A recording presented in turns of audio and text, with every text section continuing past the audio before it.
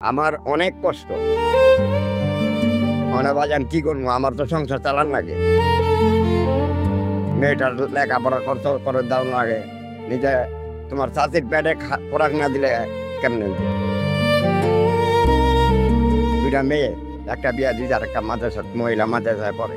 আমার কষ্ট মরার এখন তো আমার এইভাবেই যাইতে হইবে।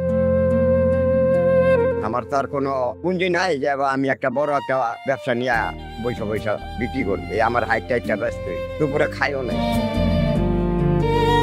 নামাজ পড়া এই পানি দেওয়া পারে। মেয়ের জামাইটা করবে, ওই যে জায়গা আছে কদ্দুর, জায়গার বিনিময়ে করবো। অনেক কষ্ট হইলে কি করবো রে বাবা, মানে তো আমার বিক্রি করতে হবে, নাহলে আমার খাওয়াইবো কেন? এই অনেক বেচা কিনা নাই, এই 20টা পানি বেচলে 200 টাকা লাভ হইব। হ্যাঁ, আল্লাহ দিলে মানে মাসে 8-9 হাজার টাকা বাড়াইতে পারি। তোমার চাষি 8-9 হাজার টাকা সুন্দর মতন চলতে পারে। আমি ক্ষেতের কাম করতাম, ক্ষেতের কামলা দিতাম, 500 টাকা বদলি দিতাম। এই ক্ষেতের কাম তো আর সবসময় চলে না।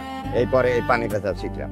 আমি তো বাজান বলতেই আছি, আমার আর কি এই কষ্টই, এই আমার এই কষ্টের ভাবেই যাবে। ধরেন মেয়ে তো মাদ্রাসায় খায়, তোমার চাষি একলা ভাই।